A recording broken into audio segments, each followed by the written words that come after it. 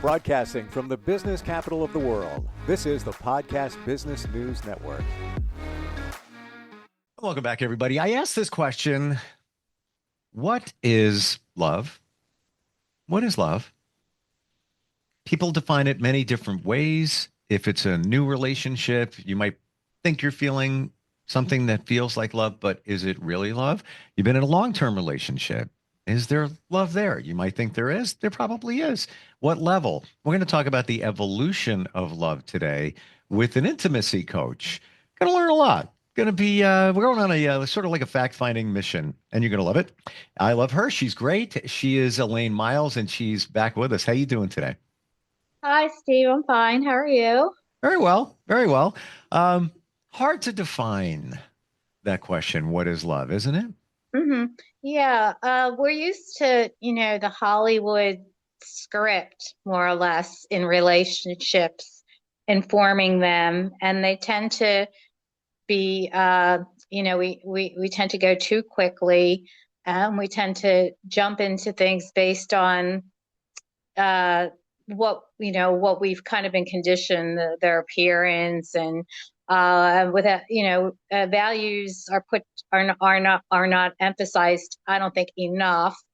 And and and in doing so, I think a part of us stays hidden.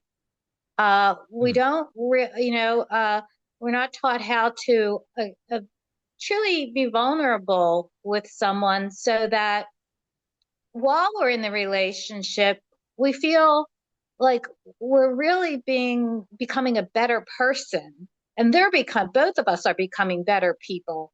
And and only when there are certain ingredients, which Andrew Harvey is a modern mystic, and he calls these evolutionary love relationships. And he has six ingredients that are necessary to not only love one another, but then to share that love with the world, because you're getting so much, you're giving and receiving so much between the two of you, that then you can be an activism. It's a form of, it's a sharing love with the world is activism. You're engaging in the world, and you're able to show up with more love. So in that regard, it's activism. Hmm. So, And yeah. I love So that concept. mhm, When you're in a great yeah, place, you feel that you're supported in a loving relationship, and vice versa, that you just hmm want to share it with the world. Not like rub it in anybody's face, but just like right. that feeling of we're good. We hope you are good too. How can we support Yes, those six things that you said? Do you know yes, them top of your head? Because I'm intrigued. yeah. I have them right here in front of me. Hmm. So we did mention one of them, and that is spreading love to others. That, but before that, the first, an important component is that we each have a way that we connect with that's part of us that can feel joy and connect it to, whether it's we call it a creator, a force, a field. But there's this force field of love, and that we each have our own way that we can go there, and we can fill our own selves up with this Hmm. love. And so that's one of the things, that we each have that in place. And and and then one of the other parts is that we enjoy sharing our practices. Perhaps we each have our own practice that gets us to that place. Maybe we use the app that you mentioned, How We Feel, and that Hmm. helps us to get to that deeper sense of ourselves. But we each have something that we use to get to that place, and then we commune. We do something together, and we go there together. And so that's another aspect of it. Uh, it's also really important that we're each comfortable with solitude. Hmm. So, how do you enjoy solitude? Great question. I was never comfortable with it. I was never hmm comfortable with it until the last, year or so. hmm Um, Now, and full disclosure, I'm always busy. I'm always doing things. I create that. I have fun doing things with other people, whatever it might be. And I got to a point where it's like, I just want to be alone. This is too much. Like I just want to be sit on the couch, dog, two cats. I'll put the TV on. I never watch TV. It'll be on in the background. Maybe I'll try to watch a little something. I don't know, it's just not my thing. Maybe I'll be on my phone. Maybe I'll just close my eyes and meditate. There's something to it. And when you look forward to it, it's even more magical. Like, I'm going home tonight. I'm going to cook me a really good steak and I'm just going to chill. And instead of Mhm. looking at it as like, I'm alone. Mhm. No, Mhm. you're not. You have the most wonderful person in the planet with you, and that's yourself. And if you don't feel that way, you got to work on that. Well, yeah, that's really wonderful that you recognize that you've become your own best friend, and that being with yourself uh, is pleasant, and it's Hmm. not going to cause any kind of distress that you feel it's not right. No, it's very right to be able to even taking walks are a form of solitude. Yes. Yeah. And I And, do see people doing that. and you look forward to it. Like yesterday. So here it is. I'm in the Northeast. In the morning, it was warmer than usual. It's like, oh, it's really nice. I'm going to take my dog and walk into town. I never do it. I got to get him out more. I got to get me out more like that. And just walking him, maybe grab a beer and sit there and just look at, there's a harbor. And I took a nap because it was New Year's Eve. Mhm. So I was kind of Mhm. tired from the day before. And I woke up and now I was cloudy and cold. I'm like, damn, I should have went. But what did I do? I found other stuff to do that needed to get done. So I had a feeling of positivity and accomplishment. So holiday decoration sound, did this, did that, and it was all good. But if you're at a point where you don't value yourself in those moments, then you need to do some soul searching. And it's one of the cheesiest things I think you'll ever hear, but it's one of the most true things you'll ever hear is that you need to love yourself. You need to love yourself. Yeah. And that gets into one of the other thing, which is safeguarding each other's shadow. And so we have wounds, we all have wounds. Uh, and and so these wounds can become apparent to us through our moods, through our fantasies. Are we fantasizing about killing somebody often? Our dreams, negative thought patterns, and to be able to be vulnerable and to share these wounds with each other and say, this is where this is important that I focus on this, and then the other person can be supportive of that and say, and you can go to them and not as you're dumping it on them and say, oh, uh, I'm in a terrible mood, and it's because of thinking about, what happened as a child. They can't be your therapist, but they can empathize and say, just let's sit together and and let's take a walk, and just being present and yeah. So it's if you're dreaming about killing someone, there's some aggression that's repressed, or you're thinking about it. Well, a lot of us have repressed a lot of aggression so that we can function in society. But aggression can be helpful when you begin to assert yourself. Then that is a healthy form. It's of assertiveness, but it is defending your turf. So, and without repressing that and having it turn into something like like worse. So yeah, so we support each other's shadow, and there's a lot on the internet now about shadow work. So Hmm. that's really good that we can become more aware of what it really means to take a look at our shadows. We're all human, and we all have parts of ourselves that, whether it's from, like a childhood traumatic experience, or whether it's something that happened last week. Now, when you say shadow, and we hear that term a lot, you have to do shadow work. How do Mhm. you define it? Yeah. So I was listening to some different things yesterday on YouTube and how they were defining it. And I would say they're wounds that need healing. Uh, and I've had so many wounds that I've worked on healing on my own. And I have it, and sometimes in a relationship, sure, I'll share what I'm working on, but without the other person really being aware of their wounds, and I feel like it's one-sided. And I happen to know that the person I was in a relationship with that ended in 2018 had some really deep wounds, and he would drink to cover them up. And I was really open to him sharing what are these feelings? How bad are they? Let's, and then we can, I've told you some of mine. He couldn't go there though.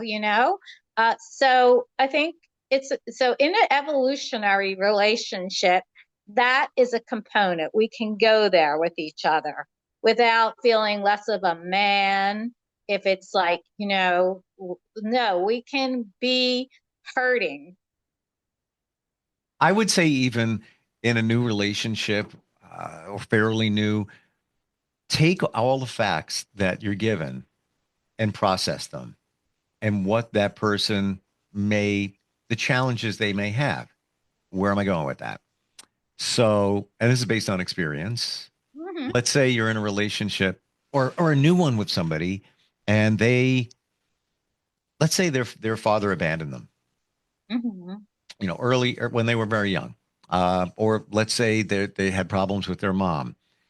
Take that with a grain of salt and take the clues that they give you because they're basically telling you, this is what I am, this is what I'm dealing with. Because later in life, you're going to realize things when you put the pieces together, why somebody acts like you just gave that example of somebody that had things from their past and they gravitate toward a bottle. Others Hmm. gravitate toward other things. They might gravitate toward, I don't know, intimacy with others, i.e., cheating, Hmm. because Hmm. certain things weren't satisfied in their life and they're always searching to get them fulfilled in some regard or to feel better. Um, but I believe everybody tells you who they are in the beginning. Yeah, and it's good not to tell too much in the beginning No, because, I'm not even yeah, saying outwardly saying, so here's what right. happened when I was younger. No, Yeah, I'm yeah, talking yeah. about No, little things that are right. hinted. People put small tidbits on the table, and Yeah, then, yeah, down the road, you want to certainly find out more about those things. And sure. and as we talked earlier, I think a lot of us are we're trying to go slower because we realize there's a lot to unpack when you meet a new person, and each encounter is a, like, just like a baby step towards getting to know them.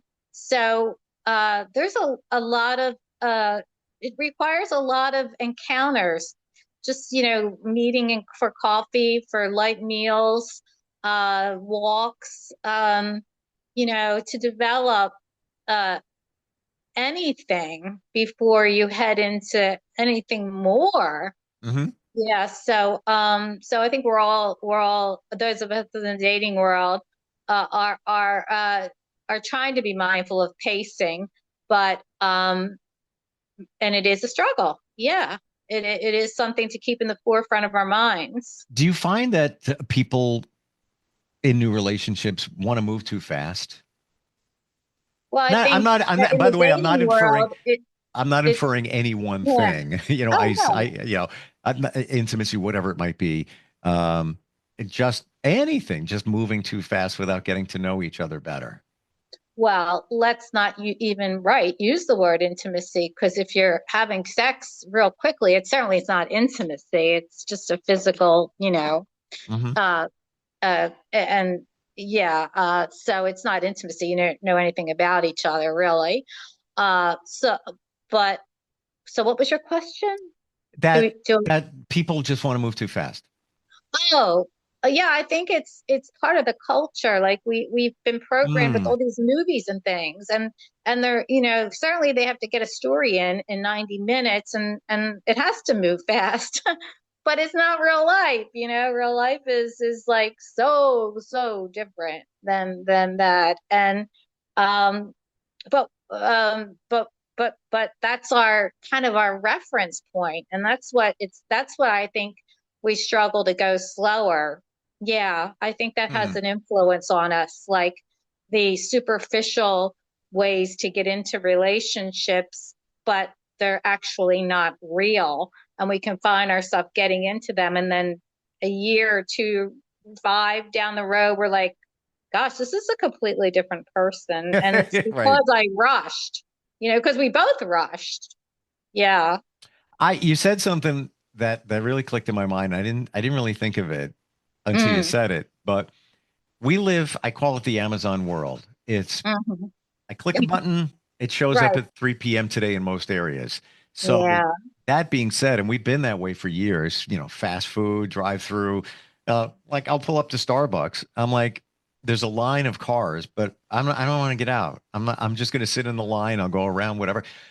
I think that we want things sooner. So we move it sooner without taking the steps. I'm talking about a relationship, new relationship now, without taking the steps to get to know somebody, um, really connect with them. But then a lot of times, and I'm sure you can attest to this in the dating world, let's say on apps or whatever, sometimes you get caught in the text loop. All you're doing is like messaging each other, like, all Yeah. right, And you where have are we that, going with that? right. Yeah. And I've worked with a dating coach myself, and she has said to me, one and done, one text a day, get off the site, you check back tomorrow. You do not make it a texting thing. And that has been very helpful. Uh, and so one and done. If you can keep that in your mind, if you're using dating apps, it's not yeah. You want to have a rapport, and then eventually you want to have a phone call, and then you want to make, if the phone call goes well, then and it does not, not we're not talking a lengthy overnight phone call. We're talking about Yeah, half hour, 45 minutes, and then the next have a coffee. But yeah, but and then, just because you have each other's phone number, you don't want to get into a texting thing there either, you know? So interesting. it's strictly to set up the next date. I, And I, so that, and thank one another for the experience, for yeah. So right. So yeah, even hmm, there we have to draw the boundaries. It's all about boundaries ultimately. for It's sure. all about personal boundaries, and not overstepping our own, and not overstepping others, and recognizes when ours are being somewhat cringed upon. And so, yeah. So why do we want to? Let's look at the bottom line, though. What is it we're hoping to remedy so quickly? Well, I think what we're looking to remedy is someone to fill something in us. And Hmm. a lot of the love songs are all sung around, needing and filling and the completing me. And that's also the programming. So if we learn, we were saying at the beginning, to cultivate this way to find joy ourselves, I think it will serve us in setting firmer boundaries. Hmm. And that was from that movie. Trying to remember Jerry Maguire, maybe, where Tom Cruise says, "You Oh, complete me," and it's yeah. probably But the it's in all the worst. songs, it's in a lot of the movies, and really it's so unhealthy. It's so wrong. Like it should not be. Unhealthy. It shouldn't be that C word complete. That should be switched to another C word. It's not you complete me. It should be you complement me. You make my Yeah. life better. There's not something missing. If you feel there's something missing, go back to square one because you got to figure things out about yourself. Mm. Yeah, right. I mean, relationships can fill certain needs, and but ultimately, uh, we're not. We want to love. We want to share love when we're with someone, and as we don't expect them to fill an aspect that it's really our responsibility to fill on our own. Yep. And then we come together and we're both fully, loving human beings. And then we create something even better. And then it overflows into the world. What I So want that's to, the evolution of relationships, as, like I said, Andrew Harvey, a modern mystic, as he has explained it in his book, Evolutionary Love Relationships. If anyone wants to look further into this. And I I'm also intrigued. have, yeah, on my blog it is mentioned there. So and as a matter of fact, on my blog, on my website, there's a lot of things that foster making those connections within yourself. There's a lot of my blog posts that do foster helping you to get that process started if you haven't already. Isn't it amazing, Elaine, once you get to that point where you kind of figured you out and we're in evolution. It's not like I'm fixed, everything's great. No, it takes time and you discover more things along the way. But when you get to that point where to a greater degree you figured out yourself where you came from, how that influenced you today, and you've isn't it a great feeling? I look at it as a scaffolding that I'm Hmm. a building, and I have to make sure the scaffolding is is firm. And I do that by looking at every aspect of hurt and every aspect of loss. And I really go into those areas and I feel them and I cry and I mourn them. And then I celebrate coming out the other side. And I'm contributing to a scaffolding. And now I feel like I've done that in every area I can think of that has hurt, that has been a wound. And now when something disappoints me, uh, I know the scaffolding is there. I know I'm not going to go into a pit of despair.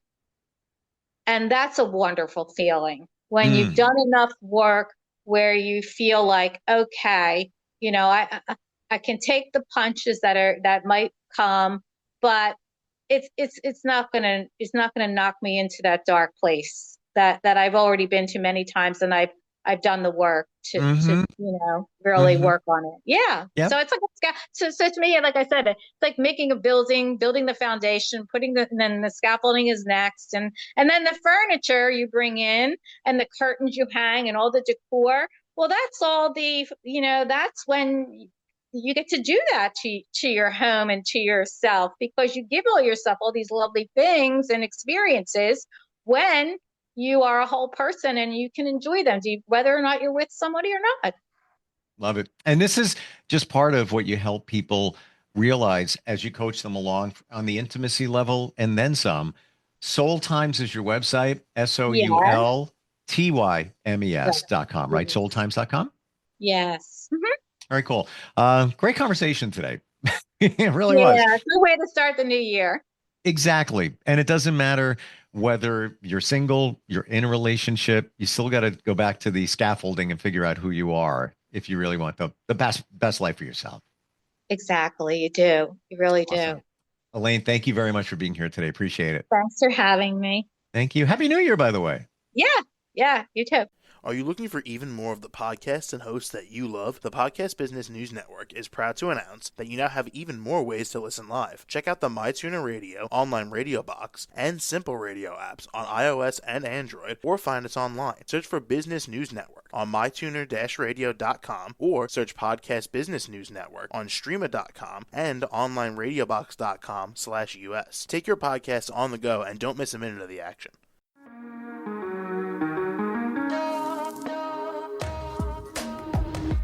Broadcasting from the business capital of the world, this is the Podcast Business News Network. For nearly 2,000 severely injured veterans, everyday life has become filled with barriers. Day-to-day simple tasks can become pretty daunting. I have to carry my chair up 2 flights of steps or have somebody do it for me. What scares me the most is just the falling. When I'm struggling with my house, I think, to have that one great barrier just knocked down, it's crucial. Home for Our Troops is a wonderful nonprofit that builds a Mortgage-free, fully adaptive, handicap-accessible house. And there's no catch. It'll be our very first home that we've ever owned. This is a game changer. This is where your life begins again. We need you to join us in completing this important mission. Please visit hfotusa.org and help build homes and rebuild lives. Because of you, everything's going to be okay.